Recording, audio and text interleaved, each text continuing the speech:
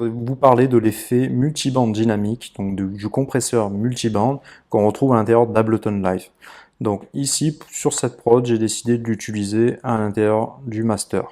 Donc placé sur le master, il va interagir sur l'ensemble des pistes. Donc, qu'est-ce qu'un compresseur multiband? Il s'agit d'un outil assez flexible en fait, qui va vous permettre de modifier la plage dynamique des données audio. C'est-à-dire que c'est un outil qui était souvent utilisé sur en phase de mastering, c'est un processeur de mastering, donc qui va interagir sur différentes plages de fréquences que vous avez définies. Ici, vous avez 3 plages de fréquences, donc la bande passante la plus haute, les médiums et le bas. Et donc, vous allez pouvoir définir donc sur quelle plage de fréquence vous voulez interagir et faire moduler contrôler la dynamique de la piste audio sur ces plages de fréquences. Donc c'est en effet plutôt quelque chose qui s'utilise en voie de mastering, c'est-à-dire que les ingénieurs de mastering en général reçoivent des masters qui sont ultra compressés sur tout l'ensemble du spectre, et donc parfois ils n'ont pas suffisamment de marge, ils n'ont pas un morceau qui respire suffisamment, et là en l'occurrence ils vont pouvoir jouer sur les parties des attaques pour pouvoir rajouter dans certains cas avec un ratio positif, ils vont pouvoir revenir en arrière, c'est-à-dire rajouter certaines crêtes à certains endroits. Donc je vais vous expliquer en détail de quoi il s'agit. Donc au niveau de ma piste audio, voilà, ça a été appliqué sur le master. Donc qu'est-ce qu'on a? On a donc les 3 plages qui sont ici, que vous pouvez activer ou désactiver. En l'occurrence, nous, on va se focaliser sur le haut du spectre, par exemple. Donc c'est-à-dire que là, vous allez pouvoir agir, vous allez sélectionner la plage de fréquence qui va de 1,66 kHz dans le cas échéant. Vous pouvez la régler, par exemple ici ça va de 2 jusqu'en haut du spectre. Donc en fonction de votre carte son, vous allez pouvoir aller jusqu'au maximum de votre bande passante. Donc l'oreille humaine peut entendre jusqu'à 20 kg, donc 20 000 Hz. Donc on va dire qu'on agit en l'occurrence de 2 kg à 20 kg. Ici, vous allez pouvoir contrôler le gain en entrée. Donc, dans mon cas, j'ai décidé de rajouter 6 dB sur chacune des 3 plages de fréquence. Vous allez pouvoir mettre en solo pour pouvoir écouter la fréquence en question. Donc là, on voit qu'il y a un chiffre qui apparaît. Ça veut dire qu'il y a un gain de réduction d'environ 1,8 dB qui s'opère actuellement. Ici, vous allez pouvoir contrôler la courbe, avoir une courbe un peu plus douce pour avoir des réglages qui soient moins brusques. Et ici, vous allez pouvoir avoir un réglage soit en RMS, soit en pic.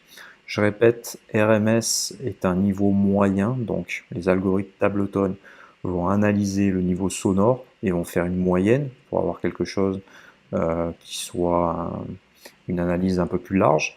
Et sinon, vous allez pouvoir agir uniquement sur les pics, c'est-à-dire les premiers transients, donc avec un temps d'attaque assez court, si vous voulez agir, encore une fois, sur les crêtes. Bon, nous on est dans une logique de mastering, donc on va plutôt rester en RMS. Ici, vous avez 3 petits onglets qui sont très importants.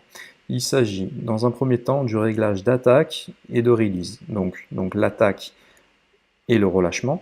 L'attaque, ça va être le temps que va mettre le compresseur à agir. Donc ici, on a un temps minimum qui est de 0,10 millisecondes. Donc le compresseur va mettre 0,10 millisecondes pour s'enclencher.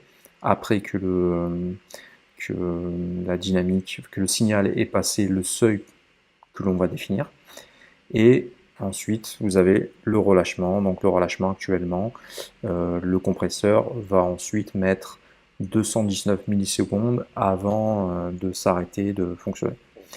Donc ici, on est donc sur le T, donc au niveau du time. Ensuite, on a les réglages de below. Donc below, c'est pour en dessous, et above, qui est au-dessus.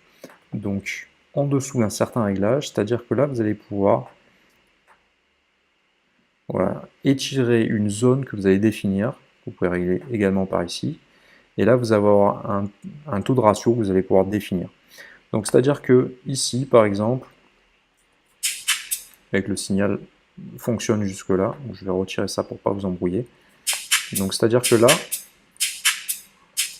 on est dans la catégorie below, donc en dessous de la zone définie. Donc là, j'ai pratiquement toute la sélection. Donc je vais interagir donc sur l'ensemble du signal. Et ensuite, j'aurai un taux de ratio. Alors, le multiband compresseur est assez particulier parce qu'il vous permet à la fois d'effectuer une compression ou une décompression. La décompression, c'est l'équivalent de l'expansion, c'est-à-dire expander. Expander va vous permettre, au contraire, au lieu de compresser, vous allez pouvoir rajouter.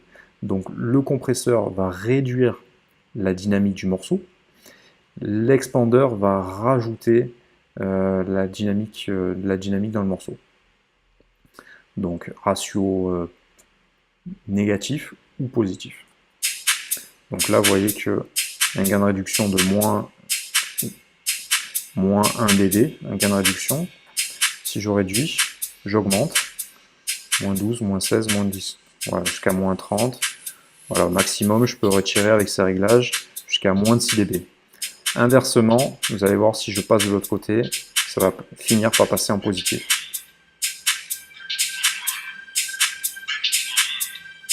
Voilà, je pose pas plus loin pour pas saturer mon signal, mais voilà, tout ce qui passe au-dessus, tac, tac, tac, vous allez voir que ça va vraiment... Alors là, on va réduire la sortie. Ici, c'est le contrôle de la sortie. Là, c'est la sortie de la plage de fréquence. 1, 2, 3. Et ici, c'est le général. Donc, je vais réduire le général pour que vous compreniez bien. C'est assez drastique. Et vous voyez que... Voilà, là où on était à moins 30, on peut monter jusqu'à plus 12. Donc là, j'ai rajouté plus 12, donc un ratio positif sur l'ensemble du spectre. J'aurais pu, on va mettre ça voilà, sur un réglage initial, j'aurais pu agir uniquement en dessous de cette sélection-là, c'est-à-dire choisir d'aller uniquement à la moitié du signal. Voilà, et à partir de là, c'est le même procédé. On peut réduire, ou on peut rajouter. Donc là, c'est pour les réglages below. Below en dessous. Je vais remettre ça, réglage, voilà, désactivé. Ensuite, vous avez above, c'est-à-dire au-dessus. Donc là, pareil, j'attrape.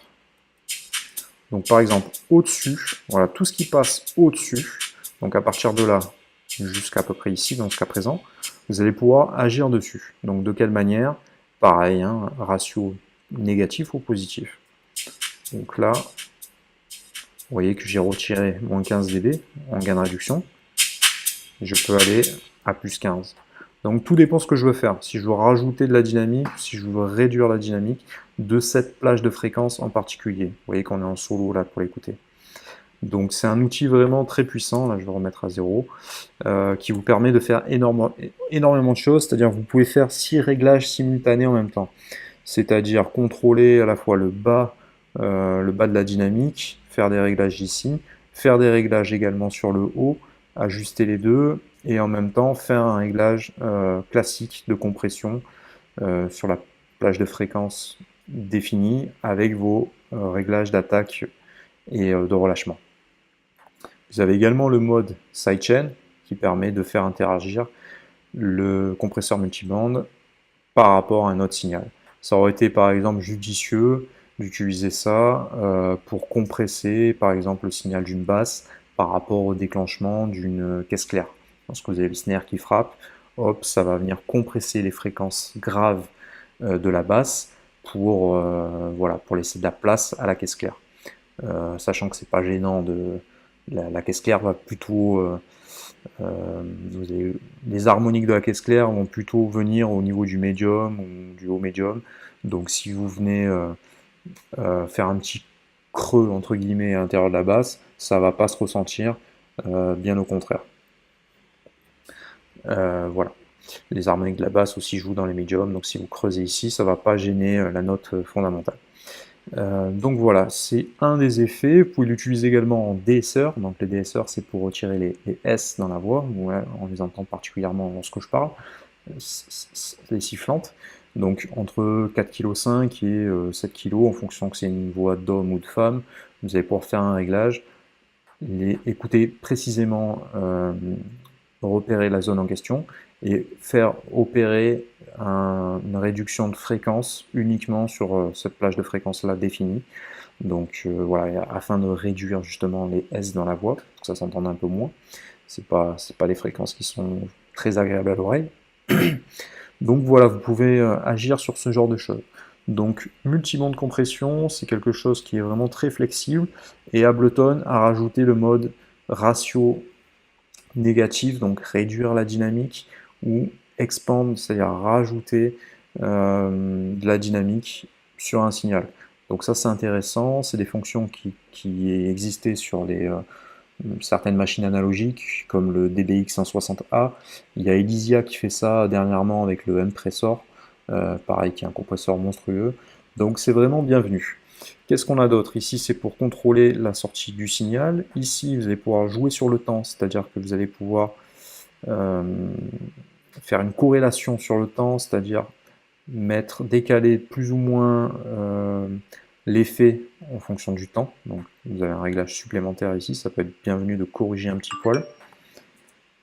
Ensuite, amount, ça va être un peu comme un dry wet, donc plus ou moins d'effets à l'intérieur, voilà, plus ou moins d'effets dans la piste. Tout simplement, si jamais vous avez plusieurs plages de fréquence en même temps, si vous restez appuyé sur Shift, vous allez pouvoir faire des réglages sur les 3 éléments en même temps. Si vous restez appuyé sur Alt, vous allez pouvoir moduler gauche et droite de la même manière. Voilà, Alt et Shift. Donc voilà, vous pouvez voir vraiment comment l'effet agit. Je vais vous montrer au niveau des basses, ça devrait s'entendre un peu moins. Vous voyez.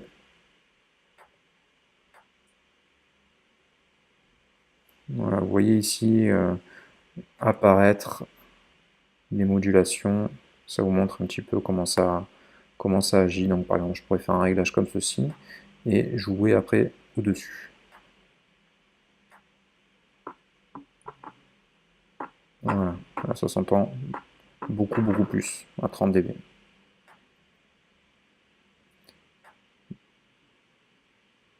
Donc voilà, rien n'est perdu en source audio, vous pouvez constamment revenir un petit peu sur le réglage qui a été fait. Si on vous amène un mix qui a été trop écrasé, vous pouvez redonner un peu de vie à certains endroits en utilisant les ratios positifs. Vous pouvez agir beaucoup plus précisément avec ce compresseur qui va agir sur des plages de fréquences bien définies, sans altérer l'ensemble du signal. Voilà, un compresseur va être limité classique. Un compresseur classique va agir sur une très large bande, puisque ça va agir sur l'ensemble du spectre. Ici, on peut définir quelque chose de beaucoup plus précis. Allez jeter également un petit coup d'œil au niveau des presets.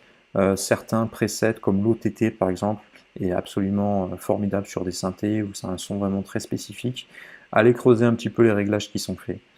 Voilà, encore une fois, si vous voulez adoucir la courbe, c'est dans Softnik que ça agit, et RMS, le niveau moyen, ou sinon vous avez le réglage pic. Voilà. J'espère que c'est clair pour vous, c'est un effet qui est formidable, si vous le maîtrisez bien. Prenez un peu de temps pour assimiler toutes ces nuances, toutes ces caractéristiques. N'hésitez pas à mettre un petit pouce positif, si vous avez un petit pouce bleu si vous avez aimé la vidéo. Faites-moi un petit retour. Et dites-moi si vous utilisez le compresseur multibande d'Ableton Live. Et dites-moi de quelle manière. Ça peut être utilisé de X manières différentes. Je serais curieux de savoir de quelle manière vous l'utilisez. A bientôt pour une autre vidéo.